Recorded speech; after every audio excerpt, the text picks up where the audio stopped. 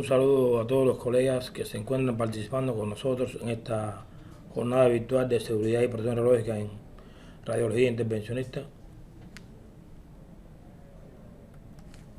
En esta ocasión vamos a estar transmitiéndole nuestras experiencias relacionadas con la vigilancia de la exposición ocupacional en radiología intervencionista. Mi nombre es Daniel Molina Pérez, trabajo en el Laboratorio de Osimetría Externa del Centro de Protección Higiene de Radiaciones de aquí de Cuba, y con mucho gusto estaremos transmitiéndole nuestras experiencias. Como ya se conoce, la radiología intervencionista es una práctica con radiación ionizante y por lo tanto hay exposición de los trabajadores a esta radiación. Y teniendo en cuenta las condiciones de protección radiológica, por lo tanto es necesario vigilar esas exposiciones. Esta charla pretende transmitirles para qué hay que vigilar las exposiciones, qué debemos medir para vigilar esas exposiciones, cómo se pueden hacer esas mediciones, qué trabajadores deben ser objeto de esta vigilancia y qué hacer con los resultados de esta vigilancia. Esperamos que al final de la presentación esas preguntas al menos queden respondidas.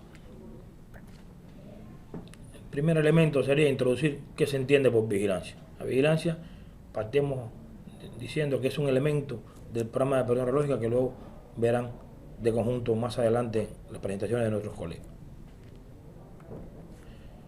El término vigilancia es un proceso que incluye realización de mediciones que van a estar relacionadas con la evaluación y el control de la exposición a las radiaciones de los trabajadores expuestos. Todos los conceptos, principios y elementos de la vigilancia radiológica están contenidos en normas internacionales, en guías de seguridad de la OIEA, que son las bases para establecer estos programas de vigilancia radiológica. Es importante resaltar que la vigilancia, como su término lo hemos definido, habla de mediciones, pero no se pueden quedar ahí. Más allá de las mediciones, se requiere interpretación y evaluación y evaluar estas mediciones, o sea, darle una utilidad a esas mediciones, y esto lo vamos a estar abordando también en la presentación. Por tanto, la justificación principal para realizar una medición debe expresarse en la manera en que ayude a lograr y demostrar una seguridad y una protección adecuada. Y resalto, incluida la optimización de la protección. Ese será el objeto de la vigilancia que estamos implementando. Hablarles un poco de los propósitos o beneficios que nos reporta disponer de un programa de vigilancia radiológica. Sería, en primer lugar, verificar el cumplimiento de los requisitos regulatorios. Para poder desarrollar cualquier práctica, hay requisitos regulatorios en cuanto a la exposición ocupacional que deben ser cumplidos. Y este programa de vigilancia, estas mediciones, permiten, primero que todo, verificar que se cumplen esos requisitos, de los cuales estaremos hablando más adelante. También permite confirmar la efectividad de las prácticas de trabajo. O sea, que los procedimientos se hacen con efectividad y que no implican exposiciones significativas o fuera de lo normal de los trabajadores. Determinar las condiciones radiológicas de los puestos de trabajo, cómo se comportan las exposiciones en esos puestos de trabajo. Ayuda a evaluar y mejorar los procedimientos operacionales desde el punto de vista de las exposiciones de los trabajadores. Proporciona información muy útil para que los trabajadores entiendan, conozcan cómo se exponen, dónde se pueden exponer, y por lo tanto los motiva a trabajar, a reducir ellos mismos sus exposiciones. También la vigilancia facilita información para la evaluación de las dosis en caso de exposiciones accidentales. Si tenemos una información de base, un histórico de dosis, por lo tanto, cuando ocurra una situación inusual o accidental, puede utilizarse esa información, además que los métodos de vigilancia que estén en el lugar permitirán hacer evaluaciones también de esas exposiciones accidentales. Y por último, como constituyen bases de datos y se pueden agrupar por diferentes categorías de trabajadores y prácticas, estos datos son útiles para fines de registros médicos, estudios epidemiológicos y análisis de riesgo-beneficio de las diferentes actividades asociadas a la radiación ionizante. Los requerimientos de la vigilancia radiológica están contenidos en normas internacionales, que son las llamadas normas básicas propuestas por el Organismo Internacional de Energía Atómica, En el caso de Cuba, estas normas son asumidas y también se encuentran establecidas en la resolución conjunta CIRMA-MISAC, que se establecen todos los requisitos que debe cumplir un programa de vigilancia radiológica individual. El primer requisito que abordaremos está relacionado con los límites de dosis que deben cumplir las exposiciones ocupacionales. Debido a los efectos que ya se han hablado y se conocen de las radiaciones, pueden ser dañinas. Por lo tanto, se establecen límites para la exposición ocupacional para garantizar una protección del trabajador. En este caso, para la dosis efectiva, que es la dosis promedio que puede recibir el trabajador en todos los órganos cuando está expuesto, se establecen valores de 20 milisievert como promedio en 5 años, de manera tal que en ningún año individual se superen los 50 milisievert. Para el caso de las dosis equivalentes, que se refieren ya a las dosis que pueden recibirse en un órgano o tejido, se establecen los valores de 150 milisievert años en cristalino y 500 milisievert años en extremidades, incluye la piel, las manos y los pies. En el caso del cristalino, vamos a hacer más adelante una nota. También para individuos que se encuentran en fase de entrenamiento, digamos estudiantes, en fase de preparación, que están comprendidos en el rango de edad de 16 a 18 años, estos límites se reducen y se establecen 6 milisievert año para la dosis efectiva en todo el cuerpo y el 50 milisievert para el cristalino y 150 para la extremidad de la piel. También es muy importante comentar el caso de las trabajadoras embarazadas. En este caso hay que tomar medidas para limitar su dosis de radiación a la superficie del abdomen, a aproximadamente 2 milisievert. De esta forma, garantizando, aseguramos que la dosis al feto no supere 1 milisievert.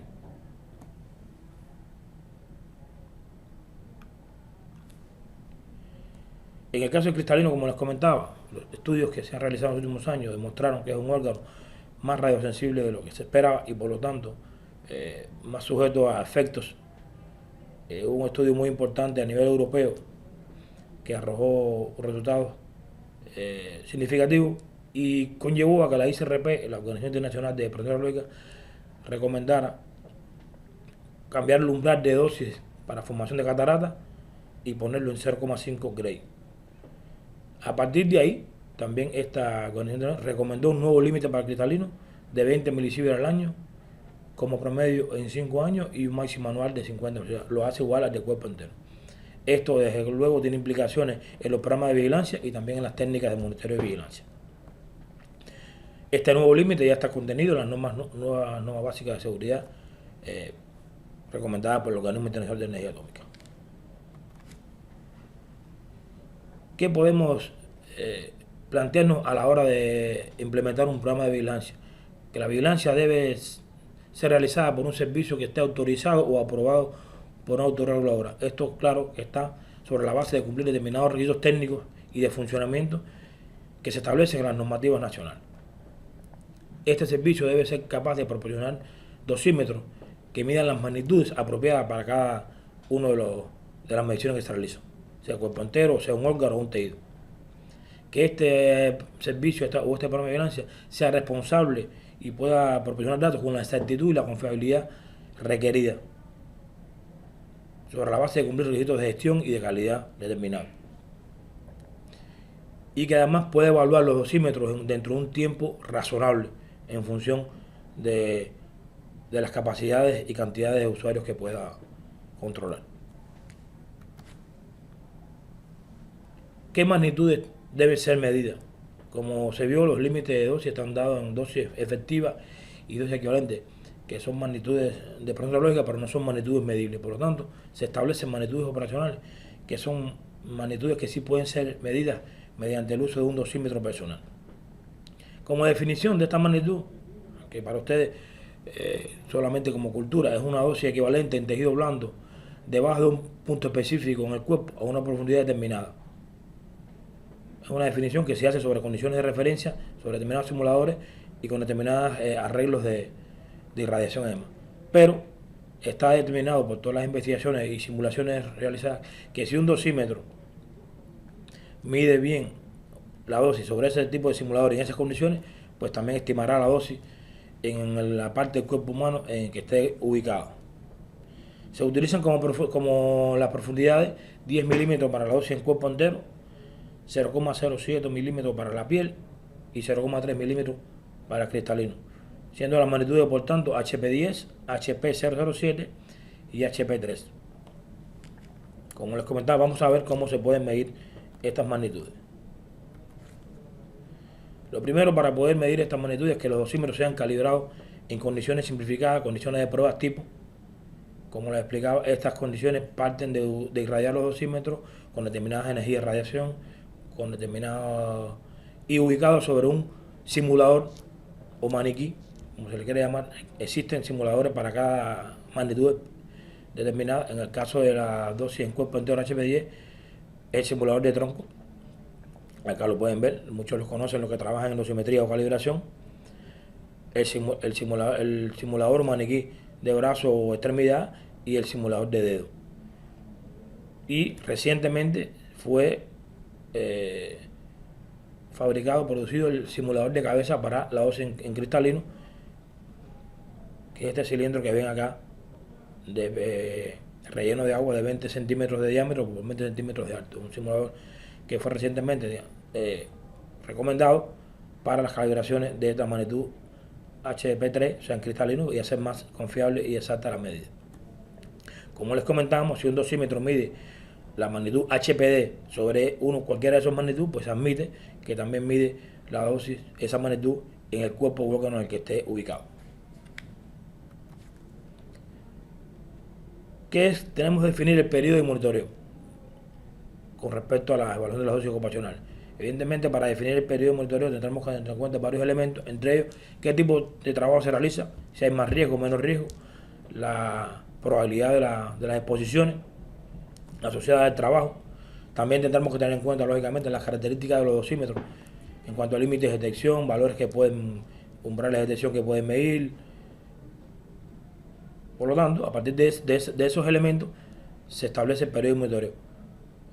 En cuanto a esto, puede variar desde un día, en aquellas operaciones especiales que impliquen una exposición aguda, intensa de los trabajadores, hasta varios meses si se espera que la exposición sea muy baja. No es lo mismo realizar el periodo de monitoreo que debemos aplicar a prácticas de alto riesgo, digamos como centrales nucleares, a prácticas de más bajo riesgo, como digamos puede ser una radiología convencional. De todas formas, las recomendaciones internacionales aconsejan no utilizar periodos superiores a un mes, ya que haría muy difícil determinar las causas de una exposición en el tiempo. Por lo tanto, este es un periodo de tiempo bastante aceptado internacionalmente y de hecho es el que está incluido en las normativas cubanas. Por lo tanto, ese es el periodo que tenemos que asimilar nosotros en nuestras prácticas. En cuanto a la vigilancia, es un programa que genera una gran cantidad de datos porque son todas las dosis mensuales de todos los trabajadores, las dosis anuales, las dosis acumuladas en 5 años. Se generan muchos datos. Y desde ese punto de vista se establecen niveles de registro para prestar la atención medida que lleva este tipo de vigilancia. Porque todos los datos no resultan significativos para evaluar la exposición ocupacional. Y en ese sentido, las recomendaciones internacionales establecen lo que se llama un nivel de registro, que es un nivel de dosis, generalmente especificado ya por las autoridades reguladoras también, a partir de los cuales los valores tienen que registrarse como posición individual. Esto genera alguna confusión, lo veremos más adelante cuando hablemos de la interpretación de los resultados. Pero es un valor a partir del cual ya es necesario registrar las dosis. Las dosis que están por debajo de ese valor no tienen por qué registrarse ni formar parte de los historiales dosimétricos. Normalmente se toman valores de nivel de registro iguales al nivel mínimo detectable del sistema dosimétrico que utilicemos. De todas formas, la Convención Internacional de Protección Radiológica recomienda para el nivel de registro basarlo en dosis efectivas anuales inferiores a 1 milisievert o una dosis equivalente anual de alrededor del 10% del límite de dosis aplicable. Esos son los valores con los que se utilizan. A partir de eso, el servicio de vigilancia tiene que establecer sus niveles de registro para incorporar las evaluaciones de dosis. También estos valores los tienen que tener en cuenta los titulares, los oficiales de seguridad pública a la hora de hacer los registros dosimétricos de los trabajadores. Como decía, comentaremos sobre estos valores un poco más en la parte de interpretación de resultados. También se establecen niveles de investigación, que son valores de la magnitud para los cuales hay que examinar la causa o las implicaciones del resultado. Estos niveles de investigación se establecen a partir de las fracciones del límite anual pertinente, referido a la duración del periodo de monitoreo. Acá le ponemos un ejemplo para un periodo de monitoreo mensual. El nivel de investigación, partiendo para cuerpo entero, que el límite anual es 20 milisieverts, nos daría alrededor de 0,5 milisieverts. Quiere decir que cuando un dosímetro nos reporta una dosis de aproximadamente 0,5 milisieverts, hay que examinar las causas de esa exposición. Esto también lo veremos cuando ya estemos en la parte de interpretación de resultados. Pero es importante que fijen este valor, que también habrá que calcularlo para las extremidades y para el cristalino. O sea, esos valores nos van a nosotros a indicar que hay que realizar una investigación de por qué esa exposición está ocurriendo. Ya hablando propiamente de la exposición ocupacional en radiología intervencionista, como se sabe, son procedimientos que implican generalmente exposición alta al personal, por su complejidad, de los procedimientos, por los tiempos de exposición que pueden ser prolongados y también por las largas adquisición de imagen. Eso implica que puedan existir exposiciones altas al personal. Por lo tanto, habrá que tener en cuenta la medición y el control de esas exposiciones. Aquí les mostramos algunos ejemplos de procedimientos, tanto de radiología como cardiología, que pueden ocasionar exposiciones altas de personas, como son las intervenciones vasculares, el embolismo y la oclusión de vasos, las intervenciones biliares. En el caso de la cardiología, la revascularización percutánea coronaria, intervenciones para lesiones congénitas y valvulares y otros procedimientos que implican que el propio trabajador, todo el equipo que participa, se vea expuesto.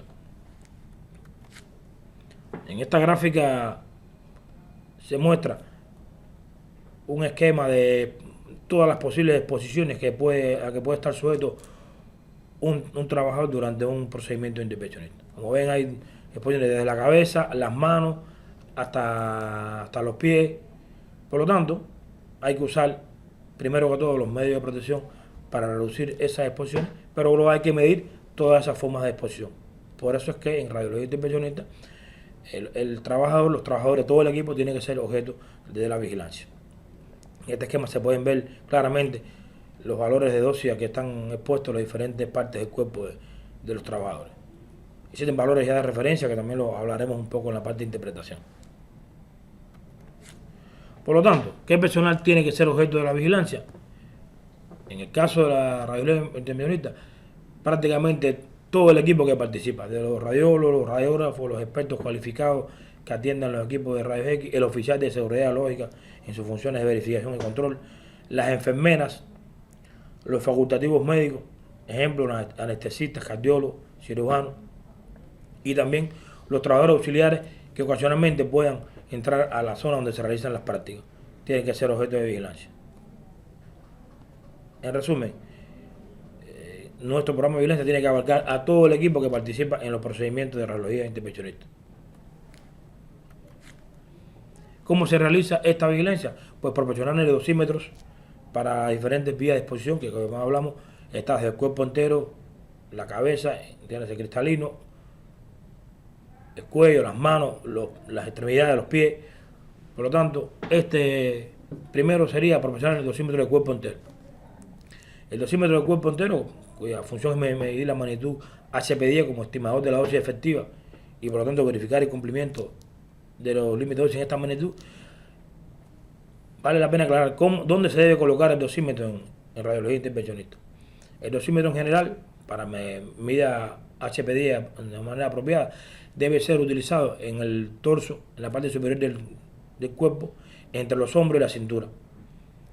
Muy importante en el caso de esta práctica donde se utilizan delantales plomados, el dosímetro debe usar por debajo del delantal plomado para hacer la estimación de la dosis.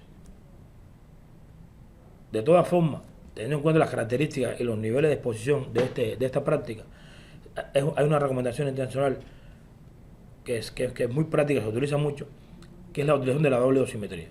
O sea, es usar un dosímetro por debajo del delantal y otro por encima del delantal. Esto permite hacer las evaluaciones también de las dosis del cuerpo de las partes del cuerpo que no están protegidas. Por lo tanto, esto es una recomendación que se puede usar. Pero lo legal, lo que está legal, lo que debemos cumplir es que hay que usar un dosímetro y debería ser por debajo del delantal. Pero, como he hablado, si está por debajo del delantal, evidentemente va a subestimar las dosis de las partes no protegidas. Por eso es que internacionalmente se recomienda en ocasiones para este tipo de prácticas utilizar la doble dosimetría. En el caso de la dosimetría de anillo, que también las manos es un órgano que se encuentra muy expuesto en este tipo de prácticas, su fin sería medir la magnitud HP07, o sea, más que todo dosis en piel. En el caso de la dosimetría de extremidades, lo más significativo es la dosis en piel. Por lo tanto, la colocación del dosímetro estaría indicada que sea en la parte lo más cerca posible de la piel más expuesta. O sea, estamos hablando de la mano que más se encuentra más cercana a la fuente o al haz de radiación. En este caso hay estudios, los últimos estudios realizados están demostrando que para los casos de radiología, la exposición de la mano más intensa ocurre entre el dedo del medio y el dedo chiquito de la mano que está expuesta. Y en el caso de cardiología ocurre similar, o sea, siempre está más cercana al dedo chiquito y al dedo del medio que en otras partes de la mano. Y esos son estudios que se han publicado, hay curvas que demuestran esta exposición. Por lo tanto, a la hora de utilizar el dosímetro, recomendamos que se use en el dedo del medio de la mano más expuesta. En el caso de cardiología sería muy recomendable utilizar dosimetría en ambas manos, porque ambas se encuentran expuestas. En el caso de dosimetría cristalina, que como hemos visto, hay un cambio en los límites de dosis. La magnitud que se mide y el dosímetro que se proporciona debe ser capaz de medir la magnitud HP3, o sea, a 3 milímetros. En este caso, el dosímetro debe ser colocado cerca de los ojos, en la frente o en el cubo cabeza, como se muestra acá en la foto que le presentamos, donde está la ubicación del dosímetro. Hay ocasiones en que no disponemos de dosímetro cristalino, por lo tanto hay que hacer evaluaciones de la dosis de ese órgano a partir de la dosis en cuerpo entero o de la dosis en otra parte del cuerpo, llámese cuello o extremidades. Hay algoritmos, hay metodologías para hacer esos cálculos, tienen su complejidad y su característica, algoritmo, por lo tanto habría que conocerlo. Nosotros recomendamos que se use esa dosimetría, que ya hay métodos disponibles internacionalmente y están validados y calibrados. Acá, a raíz del cambio del límite de dosis, pues ya está esta afirmación que tenía algunas recomendaciones internacionales que planteaba que si HP10 y HP07 están por debajo de los límites de dosis, el valor de HP3 también estará por debajo del límite. Eso era cuando el límite era 150 milisievert. Actualmente, y a raíz de las nuevas investigaciones, se ha demostrado que no están así. Por lo tanto, es más importante cada día el control de las dosis cristalinas, sobre todo para la práctica de radiología intervencionista. Hasta aquí le hemos demostrado para qué medimos y cómo se mide. Por lo tanto, a partir de ahora queríamos presentarle un poco lo que existe en el país, la disponibilidad de estos servicios, con lo cual podemos hacer esas mediciones. En este caso, la función de garantizar la vigilancia radiológica de todos los trabajadores puestos en el país le corresponde al CPHR mediante su laboratorio de dosimetría externa, que cuenta con un sistema de dosimetría TLD, cuyos componentes acá les mostramos, incluye dosímetros de cuerpo entero, incluye dosímetros de extremidades y más recientemente incluye dosímetros de dosimetría cristalina, que estamos en fase ya de ampliación y de llegar a todos los que lo necesiten. Acá pueden ver los componentes del sistema, un servicio que tiene prácticamente desde que se fundó el CPHR existe, tiene una experiencia y cubre más de 10.000 usuarios en todo el país. Servicio que está disponible para todas las instituciones y todas las prácticas del país. Las características técnicas de este servicio, bueno, generalmente es capaz de medir la radiación electromagnética, entiéndase rayos gamma y radiación gamma y rayos X. Los rangos de energía cubren prácticamente todas las prácticas que existen en el país. Es capaz de evaluar todas las magnitudes. Aquí les muestro HP10 y HP07 y recientemente hemos incluido ya la dosis en cristalino. Los rangos de dosis abarcan los rangos habituales en exposiciones ocupacionales. Tiene un límite de dosis suficientemente bajo de 0,05 milisievert, por lo tanto los niveles de registro están alrededor de esos valores y son dosis suficientemente bajas para poder incorporarla. La frecuencia de la dosimetría es mensual.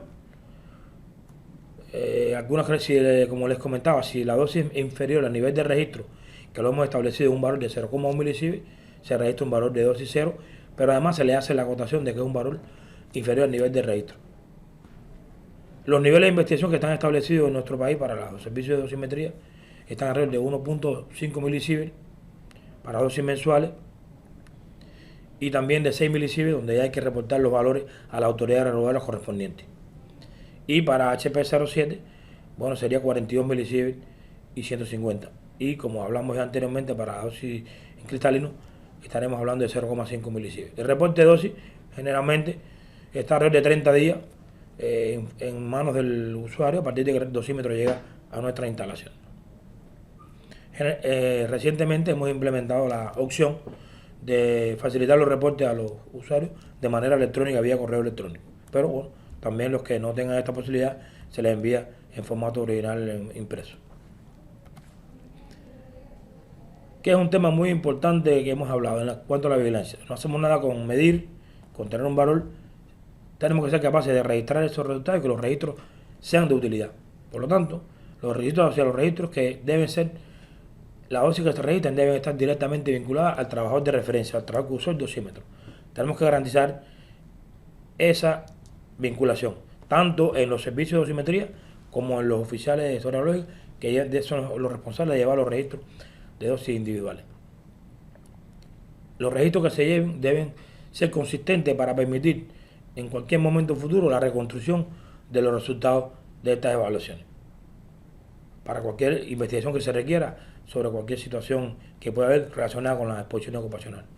Para cada periodo de monitoreo, el registro de dosis debe contener al menos una identificación inequívoca del individuo, o sea, qué trabajador, qué datos de trabajo monitorear para garantizar y que esa dosis vaya asignada a ese trabajador. Debe también contener ese registro información de la dosis en el periodo, pero también de periodos previos.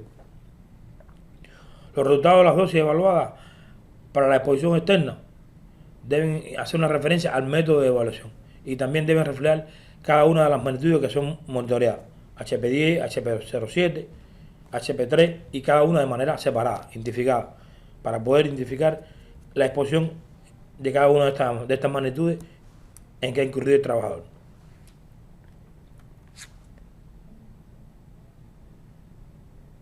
En cuanto a los registros, como les comentaba, debe ser separado para cada magnitud y en especial para la extremidad. En cuanto a los registros, como les comentaba, debe tenerse registro por separado para cada magnitud.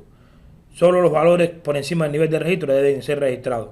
Los demás pueden tomarse como dosis cero, pero siempre haciendo esa identificación para garantizar interpretaciones y análisis futuros. Cuando no sea posible evaluar la dosis por situaciones que ocurren de un dosímetro perdido, un dosímetro dañado, deben establecerse procedimientos para estimar y registrar la dosis.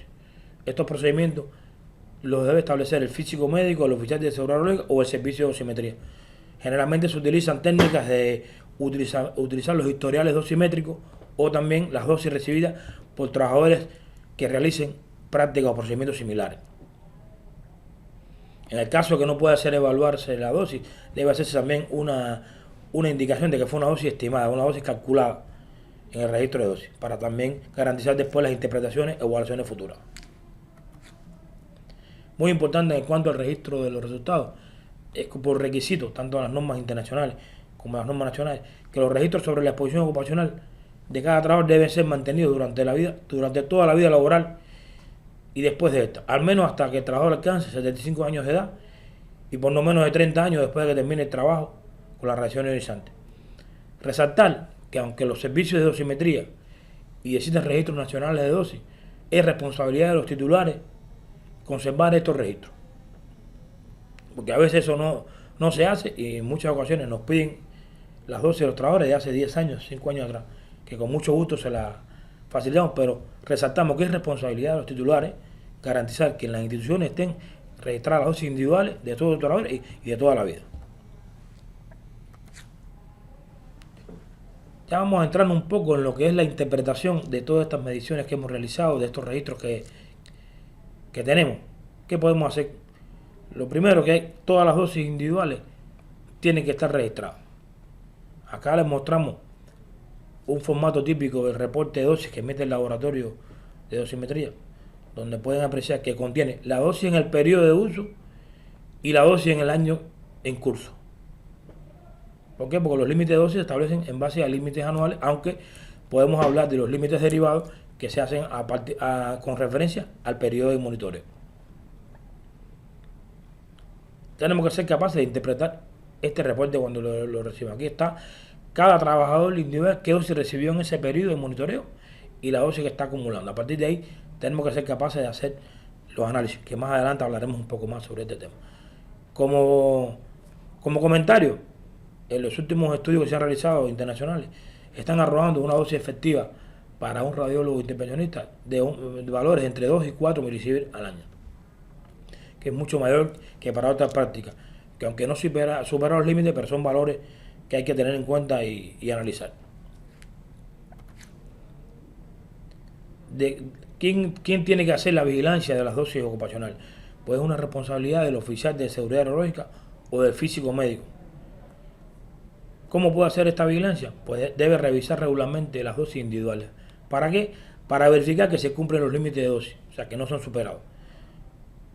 Para verificar además que las dosis se corresponden con los niveles esperados para ese tipo de trabajadores y en particular para esa actividad. ¿Cómo lo puede hacer? Comparando las dosis de los trabajadores con los valores anteriores de ellos mismos o con valores promedio de otros trabajadores que realizan trabajos similares en la misma institución o otras instituciones. Están publicados en diferentes revistas e incluso de la OIE valores de referencia para la exposición ocupacional de los trabajadores de las. Por lo tanto, recomendamos tomar esos valores como referencia para hacer nuestros análisis y para hacer nuestra vigilancia de las dosis ocupacionales. De esta forma, estamos cumpliendo lo que decíamos. Primero que todo, verificar los requisitos regulatorios, o sea, que se cumplen los límites de dosis, y luego contribuir a la optimización de las exposiciones ocupacionales. Esta es la esencia de la interpretación y análisis de resultados que debemos hacer de la vigilancia radiológica individual. ¿Qué sucede? En ocasiones ocurren dosis ocupacionales altas. Por altas que entendemos que superan los niveles de investigación de lo que hemos hablado. Niveles de investigación salen, digamos, de diferentes vías. Como decía, la ICRP recomienda un 10% de la dosis referida al periodo. Hay diferentes métodos, pero bueno, tomaremos para nuestro nivel de investigación los que le planteamos, que 0,5 milisieverts para dosis efectiva, 5 milisieverts para cristalino y 15 milisieverts para manos de extremidades. Explicamos, si un trabajador recibe 5 milisieverts en cristalino en un mes, al final del año, si multiplicamos por 12, está llegando a cuántos milisieverts, supera los 10 milisieverts y por lo tanto ya supera los 50 milisieverts. Por lo tanto, ya superaría el límite que se estableció de 50 milisieverts en un año individual. Por lo tanto, tenemos que ver que las dosis mensuales no sobrepasen esos valores. Vuelve a ser responsabilidad del oficial de seguridad radiológica o del físico médico, según establecía el nivel de responsabilidad dentro de la institución, hacer esta investigación de la dosis ocupacional. ¿Qué debe hacer? Contactar directamente al trabajador para determinar la causa de esas dosis inusuales. A partir de esa investigación, pues podrá emitir sugerencias para que esas posiciones se reduzcan y por lo tanto contribuir a optimizar las exposiciones. El proceso de investigación de las dosis ocupacionales también requiere comprobar la validez de la lectura del dosímetro. ¿Qué ocurre en ocasiones? Que se cambia la ubicación del dosímetro y el que estaba destinado a utilizarse por debajo del delantal, pues se coloca por encima. Y esto ya a la hora de hacer las interpretaciones, los cálculos, pues trae errores que pueden contrarrestar, digamos, la efectividad del programa de vigilancia. También ocurre que se intercambian los dosímetros asignados a los trabajadores, por lo tanto, la dosis de un trabajador se la asigna a otro y eso un poco tiende a complicar el análisis y la investigación de la dosis alta. Y lo otro que ocurre es que a veces almacenamos los dosímetros en locales que pueden estar expuestos a radiaciones. Y eso implica que el dosímetro va a registrar una dosis que no es directamente vinculada a la práctica, sino que acumula una dosis.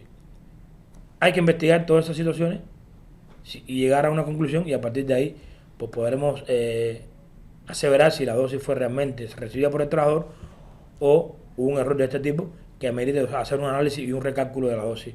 Por lo tanto, actualizar luego el registro dosimétrico. También, como parte de la investigación de esta dosis alta, hay que verificar si existieron cambios en los hábitos de trabajo.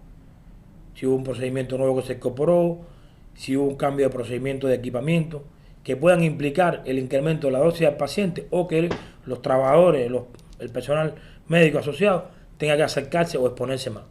Si hubo un aumento de carga de trabajo o complejidad de trabajo en ese periodo que pueda meritar ese aumento de dosis. Al final, que terminemos esta investigación, ¿qué nos queda? Verificar en los periodos posteriores que se mantiene el comportamiento o que cambia. A partir de ahí, con las medidas que hayamos adoptado y verificando el comportamiento de las dosis en los periodos siguientes, podemos nosotros concluir que hemos resuelto las causas que llevaron a cabo, que condujeron a esta dosis ocupacional alta. Con eso abarcamos el tema de la interpretación de los resultados, que nos interesa mucho que lo asimilen, y concluimos nuestra presentación. Esperamos que les haya sido de utilidad y darles gracias por su atención y estamos a su disposición para cualquier consulta que se requiera. Muchas gracias.